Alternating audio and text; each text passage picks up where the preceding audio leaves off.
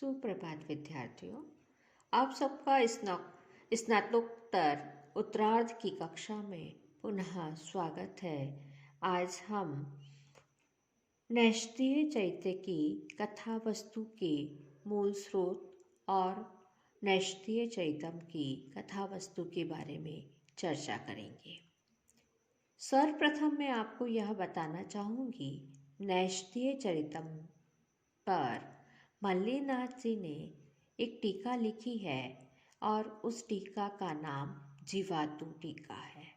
यह प्राय short question में पूछा जाता है, नैष्ठीय चरितम की टीकाकार का नाम बताइए, तो आप उसमें लिखेंगे नैष्ठीय चरितम के टीकाकार मल्लीनाथ हैं और उनकी टीका का नाम जीवातु है। अब नैष्ठीय चैतन्य की कथा वस्तु के जो मूल स्रोत है वह महाभारत में वर्णित नलोपाख्यान है और डॉक्टर भोलाशंकर व्यास के अनुसार महाभारत की कथा को नैषधकार ने तत्कालीन लोक साहित्य की प्रणय गाथाओं से मिश्रित कर दिया जान पड़ता है। श्रीहर्ष के काल में अपभ्रंश तथा देश भाषा के काव्यों में कई लोक कथाओं की प्रणय गाथाएं स्थान पा रही थी। नल दमयंती की कथा पौराणिक होते हुए भी लोक कथा के रूप में प्रचलित थी। श्रीहर्ष को इन दोनों स्रोतों से प्रेरणा मिली होगी। अब नैष्ठीय चैतन्य का जो कथा वस्तु है उसके बारे में हम चर्चा कर रहे हैं। नैष्ठीय चैतन्य में 22 सर्ग हैं और प्रत्येक सर्ग में 100 से अधिक पद्य हैं।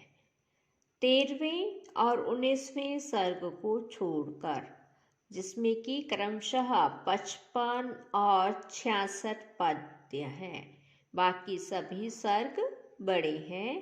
इसमें नल एवं दमयंती संबंधी लघु कथा निबद्ध है। प्रारंभ में राजा नल के गुणों का विस्तृत वर्णन करता है। नल के गुणों को दूत, द्विज तथा बंदियों के मुख से सुनकर दमयंती के मन में नल के प्रति अनुराग हो जाता है। दमयंती के अलौकिक सौंदर्य के विषय में सुनकर नल भी उसे चाहने लगता है। दमयंती का विरह जब नल को असह्य लगता है तो वह उद्यान में अपने घुड़सवारों और मित्रों के साथ विहार करता है। वहाँ एक सुनहले हंस को तालाब के किनारे देखकर नल उसे पकड़ लेता है। हंस करुण विलाप करता है, फलतः नल उसे छोड़ देता है। कृतज्ञ हंस राजा नल के प्रति दमयंती के मन में आसक्ति उत्पन्न करने की प्रतिज्ञा करता है। कृतज्ञ हंस कुंडिनपुर को प्रस्थान करता है। दमयंती कुंडिनपुर के उद्यान में क्रीड़ा कर रही थी। वहाँ हंस को देखकर उसे पकड़ने की दमयंती के मन में स्पृहा होती है। सखियाँ इस कार्य का निषेध करती है। दमयंती सखियों की बात न मानकर हंस को पकड़ने चल देती है। हंस दमयंती को उद्यान में दूर तक ले जाता है। वह मनुष्य वाणी में अपना परिचय देकर नल के गुणों की प्रशंसा करता है। दमयंती नल को पाने के लिए और अधिक उत्कंठित हो जाती है। हंस नल की विरह अवस्था का भी वर्णन करता है। इसी समय दमयंती को ढूंढती हुई उसकी सखियां आ जाती है। दमयंती सखियों के साथ चल पड़ती है। हंस लौटकर राजा नल के पास आकर कार्य सिद्धि की सूचना देता है।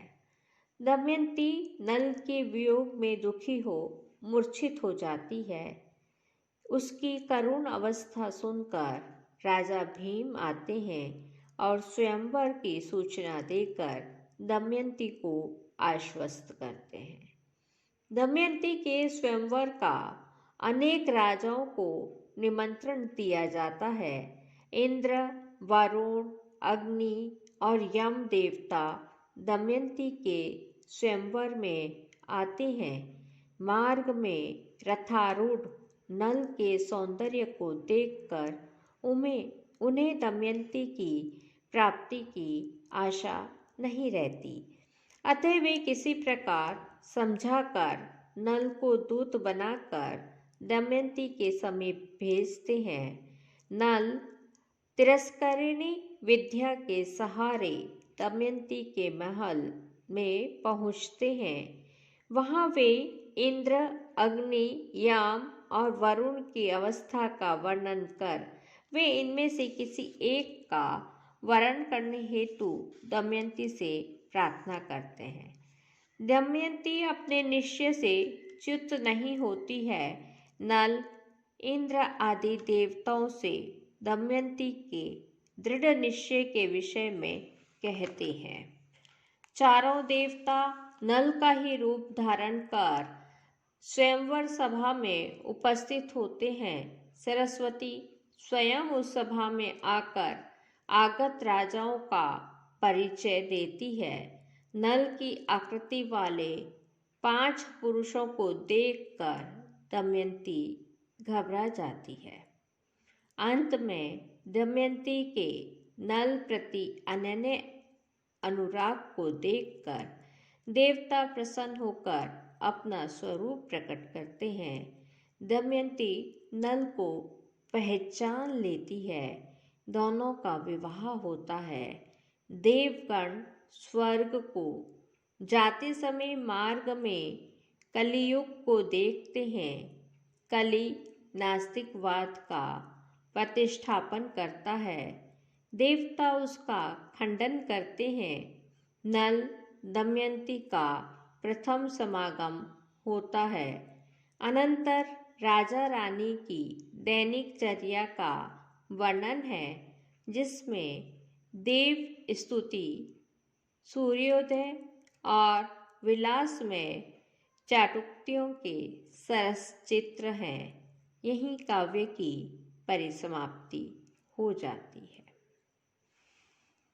नैषधीय चरितम में पूर्ववर्ती कवियों की कृतियों का प्रभाव पड़ा है। डॉक्टर चंडिका प्रसाद शुक्ल ने नैषधीय चरितम पर पूर्ववर्ती कवियों की कृतियों के प्रभाव का विस्तृत वर्णन अपने प्रसिद्ध शोध ग्रंथ नैषधीय परिशीलन में किया है। उनके अनुसार श्रीहर्ष, कालिदास, भारवी, माघ, हरिचंद्र, कृष्ण मिश्र, पुष्पदंत, भर्तृहरि आदि कवियों की रचनाओं से प्रभावित थे। श्रीहर्ष ने रघुवंश में विदर्भ कुमारी इंदुमती के स्वयंवर को देखा था, इसलिए अपनी विदर्भ कुमारी दमयंती के स्वयंवर की व्यवस्था में उन्हें बड़ी सरलता हुई।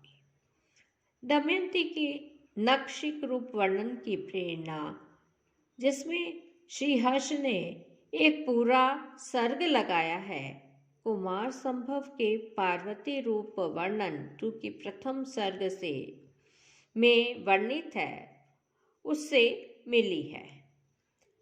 कालिदास ने पार्वती के कुछ विशेष अंगों का ही सौंदर्य चित्रण किया है, किंतु हर्ष की आंखें दमयंती के प्रति अवयव पर गई है। नल दमयंती संवाद का कथानक महाभारत से लिया गया है, किंतु उसकी वर्णन शैली का आधार कुमार संभव का शिव पार्वती संवाद है। नैषद के प्रथम सर्ग का घोड़े का वर्णन माघ के सेना प्रयाण के वर्णन से प्रभावित है।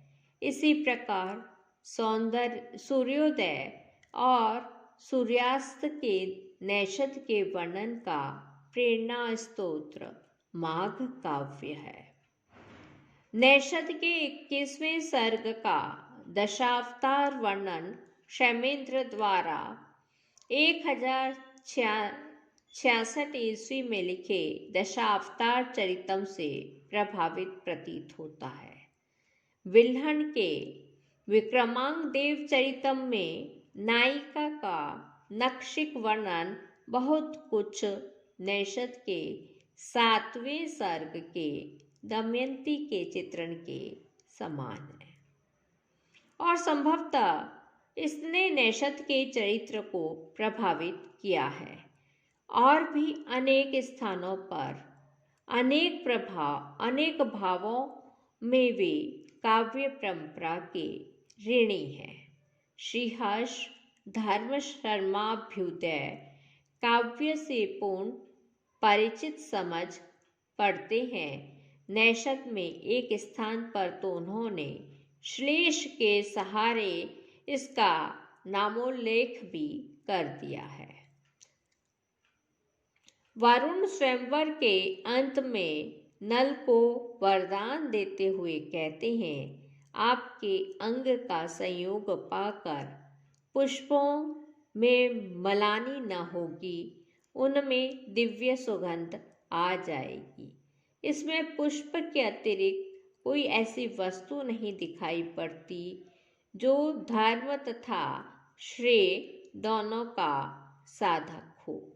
यद्यपि धर्म शर्म को एक साथ देखकर उससे धर्म शर्माभ्युदय का संकेत समझना द्राविड़ प्राणायाम है, किंतु अनेक स्थलों में भाव साम्य तथा वर्णन शैली साम्य देखकर यह अनुमान लगाना सुसंभव है।